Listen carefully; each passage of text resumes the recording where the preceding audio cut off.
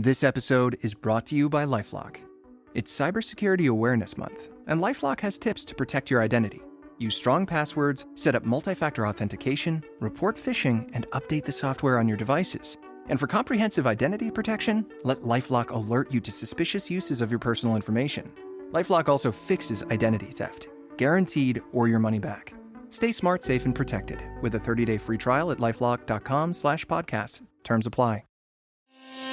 At Talos, we know cybersecurity can be tough and you can't protect everything, but with Talos, you can secure what matters most. With Talos industry-leading platforms, you can protect critical applications, data, and identities, anywhere and at scale with the highest ROI. That's why the most trusted brands and largest banks, retailers, and healthcare companies in the world rely on Talos to protect what matters most. Applications, data, and identities. That's Talos, T-H-A-L-E-S. Learn more at talosgroup.com/cyber.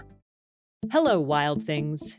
This is the interview you've been waiting for, the one you've been asking about and thinking about and fantasizing about. We're finally going to get into the morphology of Bigfoot hair. Just kidding. We're going to talk about Bigfoot erotica, Sasquatch sex, cryptozoological couplings. If there are children in the room, or if you feel squeamish about this topic, I would suggest skipping this episode entirely. I'll give you a couple of seconds to decide.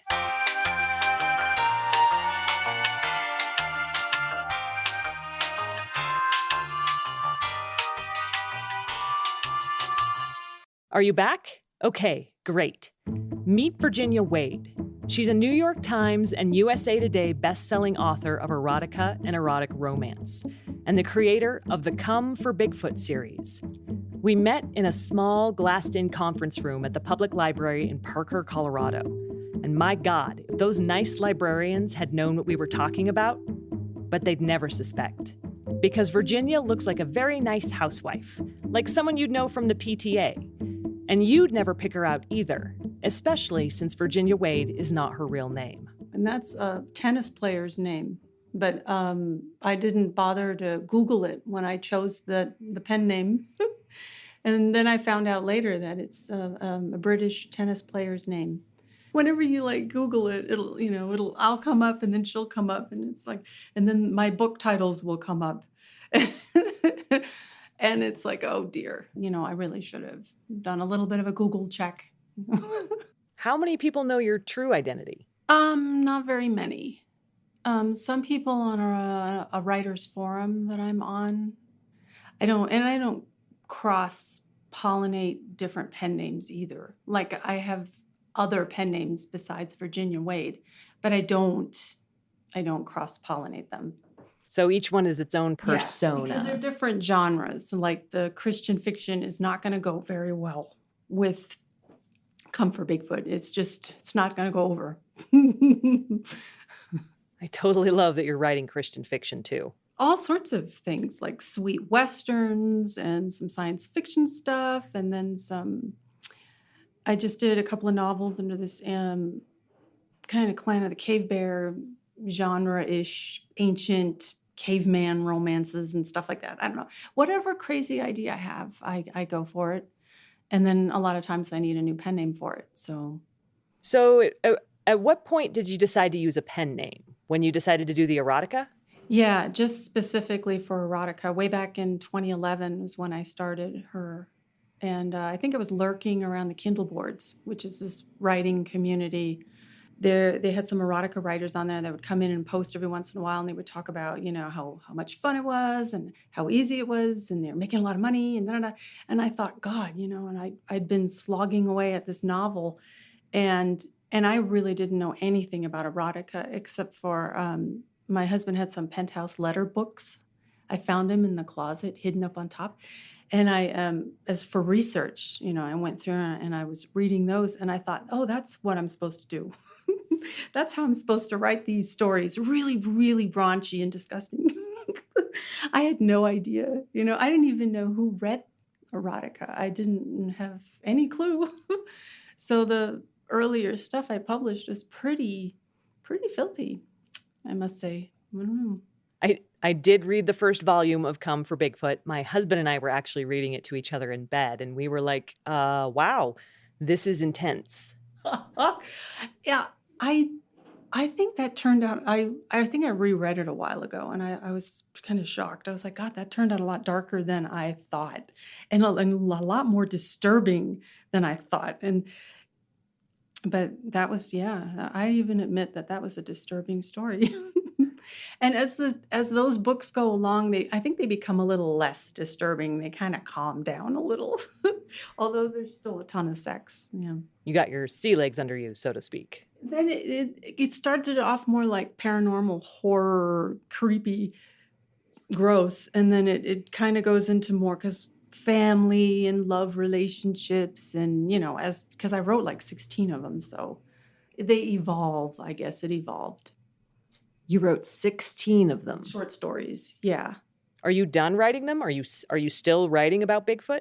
I'm done writing the Bigfoot ones, although I did do Namaste with Sasquatch recently, a couple of months ago.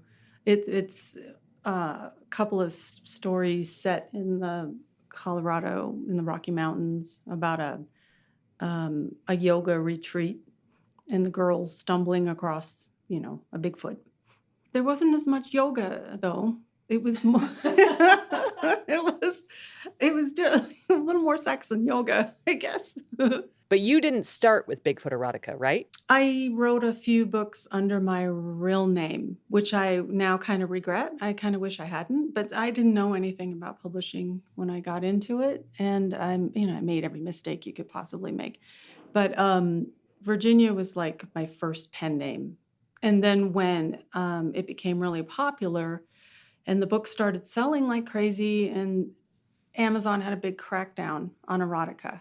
It had several crackdowns on erotica, and it continues to suppress erotica. I guess that's a nice way of saying it. And then I kind of saw the writing on the wall for that pen name with regards to Amazon. And then I came up with like my inspirational fiction pen name. But I still occasionally write under Virginia, like maybe once a year, every other year. I go back and throw a couple of books on her. Occasionally people will ask me, when are you going to finish, the Bigfoot series? Because I guess even after 16 short stories, it's not finished. One person on Twitter always reminds me that, oh, I left this hanging and I left this hanging, and when are you going to wrap this up, and da-da-da. And I'm like, oh my God, I don't even remember the story anymore. If I had to write another one, I would have to go back and probably reread, I don't know, at least the last 3 stories just to figure out what the heck was happening, because so many different characters came in and there were different dramas, and, after 16 installments, a lot of water was under the bridge. A lot of stuff happened in those books. So what brought you to Bigfoot in the first place? I had been trying to get some traction in erotica during that time, in the later part of 2011, I think it was. And all these daddy books came out. Everybody was writing these pseudo-incest stories. And I tried a couple of those, and I was just like, I was never good at them for some reason. Nobody wanted to buy mine. And I wrote like a filthy Jane Austen series. I took some of her books, like instead of Pride and Prejudice, it was Pride and Penetration. And, good. And I did my own retelling of The Phantom of the Opera a little bit. And I was floundering around, and my other author friends were doing really well, and they were making a lot of money, and they were selling a lot of books. And my daughter just went to college, and I remember looking at the possibilities, thinking, why aren't my sales better? What can I do? And I thought I need to come up with something crazy. And then one night, it just popped into my head. I was sitting there watching TV, and it kind of went, what if I wrote about some girls being kidnapped by Bigfoot, And then I just started laughing because I thought it was the most ridiculous thing. And then after I laughed about it, I kind of knew. I was like, oh, this is so crazy. I got to do it, Did you float that idea past anyone, or did you just go for it? I'm going to do this. And I did a little bit of research, a very little bit of research, Wikipedia research. And then I just thought, okay, when I had a character cheat sheet, and basic storyline. And like the first book is a cliffhanger, where the girls escape and you think, they've escaped, or they think they've escaped, until all of a sudden here's more Bigfoot. There's more than one Bigfoot in these woods. And then I immediately started writing the second story. And then I had another idea for the third story. So I was only going to do 3 stories. And then I guess somebody found him, this man named Nick Redfern, came across him somehow. And he emailed me saying that he was going to blog about it, or that he put me on his blog, and that I might see some increased sales. And I did a little bit. In the beginning, it was just like a little trickle, and then another little trickle, and another little trickle. And Nick Redfern, he also writes for Penthouse Magazine, and I think he's like a cryptozoologist or something like that. I had no idea. I didn't even know what that was. I had to look it up. And then I think a group of women on Goodreads, they had gotten a hold of my silly books. And unbeknownst to me, I had no idea. I didn't even find out about that for like a year or two later. But they were joking. It was in a group where they were like, "Hey, have you read this? You got to read this. This is really crazy. You got to read this." And then they were writing these reviews, these really funny, biting, sarcastic, funny reviews. And I've read some of them, and they're just, oh my God, they're hilarious. So other people did my marketing for me because I had no idea how to market myself. And yet this ended up being really successful for you. It just slowly started in 2012. That was when, the beginning of 2012, it started to snowball, and the more they sold, the more I thought, okay, I'll write another one, and I'll write another one. And then the people on my forum are like, "What are you doing now?" And I'm writing another Bigfoot. And then another one, oh my God, because the sales were good. And it's like, you got to jump when the going is good. You got to get in there. And I just kept punching them out, and I was running out of ideas, and I was getting tired of writing monster sex because, how many more ways can I describe a threesome, and how many more ways can I, make this scene interesting, because I've already written it 5 times before. So, I had to keep pulling out ideas, and then it just, in 2012, the first 6 months, it was amazing. It was like just lots and lots of consistent, strong sales. And then through the summer, it was consistent, strong sales. And then I think it finally, Amazon noticed. They were like, oh, this is not good. We need to put the kibosh on this. I assume that's what they thought. And I assume that's what they did, because when August turned to September, like immediately, as soon as it flipped over, like to the 1st of September, it was, sales just plummeted. And it was like they had been consistently high. And when something like that just plummets like that, that's not really natural, because usually the natural way is to slowly go up. You hover for a while, you dun, dun, dun, dun, dun, and then you slowly come down. But this just went, it just bombed. And that's when and then they started filtering and blocking erotica, and they started hitting a lot of other authors. I mean, everybody who was writing erotica got hammered. And then in the spring of 2013, I thought, oh my gosh, I gotta move on. I gotta do something different. I've got a kid in college, I gotta pay her tuition. And Bigfoot is not working anymore. So that's when I switched over to another pen name. So at its height, do you have a sense of how many copies you sold of your Bigfoot books? I think we did add it up at one point. I think in 2012, something like that. Within that year, it was like well over 100,000. And those were sales, and sales are nice, because nowadays Amazon has this Kindle Unlimited, and it's a subscription service. So yeah, usually the content providers don't do as well. Over 100,000. That's pretty amazing. Yeah, I'm very thankful for Bigfoot. Bigfoot has put my kid through college for 2 years and paid for a lot of fun stuff. And I did see some statistic that said at one point you were making over $20,000 a month. I think the best month I had for Bigfoot was like $22,000 or something like that. But I actually did a little bit better in my Sweet Romance pen name when that was at its height. And that was just blow your mind away money, And because it got so big, it kind of became a family business. It did. Yeah. My husband, takes care of all the formatting, the making of covers, the uploading, and all that technical stuff. My dad would do the editing, which is slightly disturbing. But, he's an English instructor, and he's like, just send me your books. And I'm like, Dad, you don't want to read this, you don't want to read this. And he's like, I'll read it. Just send it to me. It's all right. So I sent him an awful lot of Bigfoot sex. So I don't know. Wow. Did he ever make any comments? No. He was very diplomatic about it. Businesslike. Just looking for those typos and, fixing the punctuation. Why do you think this ended up being such a success, such a popular genre?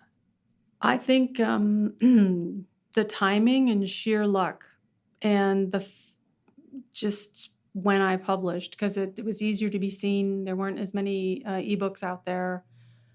The crazy idea. And maybe the cover, too. I found some great stock photos. The girl in the woods. It just conjures up, kind of paranormal, scary, and what's going to happen to her. The capture fantasy thing. The bit of naughty, bit of like, what are these girls going to do after they're kidnapped, and what happens to them? And it just opened the door to all sorts of filthy possibilities, too, with the Bigfoot sex, especially when their anatomy is like a foot long, and, and then I had a lot of fun with the anatomy part, I thought, oh my God, and I look back at some of the stuff I wrote, and I'm like, oh my God, like the end was like a tennis ball, I'm like, how did I write that? I mean, ouch, how is that going to work? But, it's all fantasy. I mean, I've never met a Bigfoot, so I don't know for sure if, they've got really long penises. I have no idea. Yeah, I couldn't tell you that either. I've yet to meet one myself. Maybe that's part of the fantasy. It's like, what if, you do go camping one day, and the next thing you know, somebody bangs you up the head and throws you over their shoulder, and you find yourself in a Bigfoot tribe. With horny Bigfoots. So now, this is the most important question I will ask.